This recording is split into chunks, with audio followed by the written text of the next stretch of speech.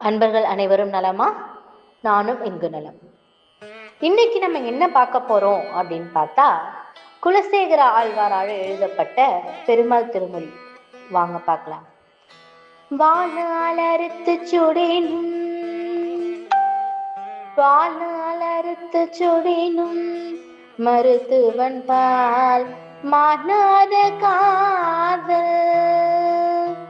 வாளால் அறுத்து சுடினும் மருத்துவன் பால் மானாத காதல். நோயாளன் போல் மாயத்தால்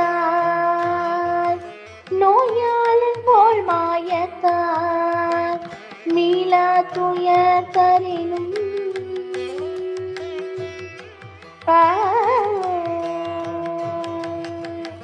மீளா துயர் தரினும் வித்துவ கோட்டமானி ஆலாவுனதருளே.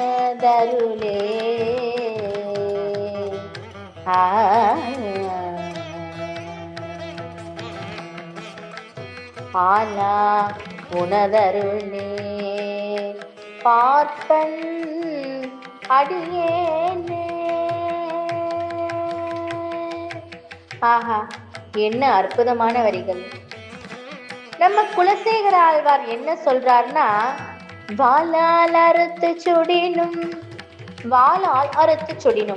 அப்படின்னா என்ன?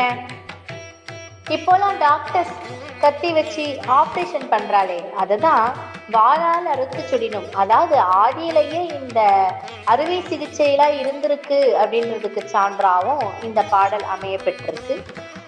அந்த மாதிரி ஒரு வாளை எடுத்து ஒரு கத்தி எடுத்து அறுத்து நம்ம உடம்ப சுட்டாலும், நமக்கு எப்படிலாம் காயப்படுத்தினாலும், மருத்துவன் பால் அவர் நம்ம உடம்ப என்ன செய்யறாரு? கிழிக்கிறாரு, நம்மளை துன்புறுத்துறாரு. ஆனாலும் அந்த டாக்டர் மேல மானாத காதல், அவர் மேல ஒரு அன்பு. ஏன்னா அவர் நம்ம உடம்ப குணப்படுத்த போறாரு இல்லையா?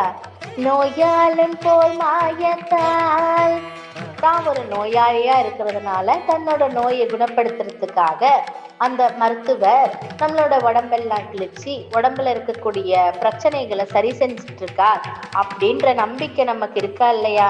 நம்ம இன்னைக்கும் சரி, நமக்கு உடம்பு சரியில்லைன்னா ஹாஸ்பிட்டல் போறோம், அங்க டாக்டர் சில பிரிஸ்கிரிப்ஷன்லாம் கொடுக்குறாங்க, மருந்து மாத்திரைகளும் கொடுக்குறாங்க, ஊசி கூட போடுறாங்க. ஆனா அது நமக்கு வலிக்க தான் செஞ்சாலும் அதை நம்ம ஏத்துக்கிறோமா இல்லையா? அதுக்காக நம்ம அந்த டாக்டர் மேல கோவப்படுறது இல்லையே. ஏன்னா அவர் இந்த மாதிரியான கசப்பான ஒரு மருந்து மாத்திரைகளையும் ஒரு ட்ரீட்மெண்ட்டையும் நமக்கு கொடுத்தாதான் நம்மளோட பிரச்சனையை சரி செய்ய தான் கொடுக்குறார் அப்படின்ற ஒரு விஷயம் நமக்கு புரியுதா இல்லையா? அதே மாதிரிதான் மீளா துயர் தரினும்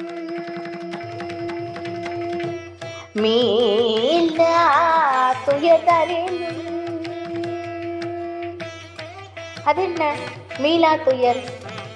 என்னால எழவே முடியல. ஒரு விஷயத்துல அடிபட்டு திரும்ப அங்கேயே நான் விழுந்துட்டு இருக்கேனே பகவானே. நான் எப்பதான் என்னோட துயர்லேருந்து எப்ப பார்த்தாலும் ஒரு பிரச்சனை முடிஞ்சா அடுத்து இன்னொரு பிரச்சனை, ஒரு பிரச்சனை முடிஞ்சா சரி அடுத்து இன்னொரு பிரச்சனை, அது முடியுதா அடுத்து லைன் கட்டி வரிசையா பிரச்சனைங்க நின்றுட்டே இருக்குதே, நான் என்னப்பா செய்யறதுன்னு சுவாமி கிட்ட எப்படி சுவாமிய வித்துவ கோட்டமானி ஒரு தாயா பாவிக்கிறார். யார? பெருமாளை தாயா பாவிச்சு வித்துவ கோட்டில் இருக்கக்கூடிய அது ஒரு ஊரு, அந்த இருக்கக்கூடிய ஒரு கோவில்ல வித்துவ கோட்டமானி, நான் தாயே நான் ஒன்னதான் நினைக்கிறேன், எப்படி ஒரு நோயாளன் அவனுக்கு ஏற்பட்ட பிரச்சனைகளை சரி செய்யறதுக்காக தான் அந்த டாக்டர் இப்படிலாம் நம்மளை கஷ்டப்படுத்துறார் அப்படின்னு ஒரு நினைச்சுக்கிறானோ, அதே மாதிரி மீளா துயர்த்தனினும் நமக்கு வரக்கூடிய துயரங்கள் அனைத்துமே எதுக்காகனாக்கா நம்மளை பண்படுத்துறதுக்காக தான் அப்படின்றதையும், கடவுள் மேல இருக்கிற பக்தியையும் நம்ம மாறக்கூடாது, அந்த வழியிலேயே போகணும் அப்படின்றதால மீளா துயர்தரினும் வித்துவ கோட்டமானி. இது எல்லாமே எனக்கு, இந்த துயரெல்லாம் நீ ஏன் கொடுக்குறேன்னு எனக்கு தெரியுமா? ஏன்னா உன்னோட அருள் எனக்கு கிடைக்க போகுது இல்லையா? அதனால தானே ஆலாவுனதருளே பார்ப்பன் அடியேனே. என்னை இவ்வளோ கஷ்டப்படுத்தினாலும் நீ என்னோட நன்மைக்காக, என்னை பண்படுத்துறதுக்காகவும் நீ செய்யற ஒரு பெரிய திருவிளையாடல், ஒரு நாடகம் அப்படின்றத நான் உணர்ந்துட்டேன். அதனால உன்னோட அருள் நான் எப்பவுமே நான் பார்க்க போறேன், குடி விரைவில் குடி சீக்கிரத்துல நான் பார்க்க போறேன் அப்படின்னு நம்ம குலசேகர ஆழ்வார் பாடியிருக்கார் பெருமாள் திருமொழியில.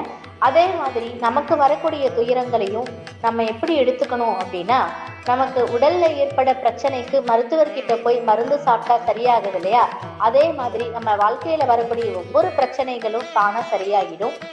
அதுக்கு கொடுக்கக்கூடிய மருந்து என்னன்னாக்கா, நம்மளுடைய கசப்பான அனுபவங்களா சாமி நம்மளை கொடுத்து பண்படுத்திட்டு இருக்காரு. Experience is the best teacher இல்லையா. ஒவ்வொரு அனுபவங்களையும் ஒவ்வொரு பாடமா நம்ம எடுத்துக்கிட்டு அடுத்து அந்த பாடத்துல என்ன கத்துக்கிட்டோமோ அதை வச்சு அடுத்த அடியை எடுத்து வைக்கணுங்கிறத கடவுள் உணர்த்துறாரு. தற்போது தங்களிடமிருந்து விடைபெறுவது அவர் group of temple construction, Shri Ramajayam சிற்பக்கலைக்கூடம். Thank you for watching.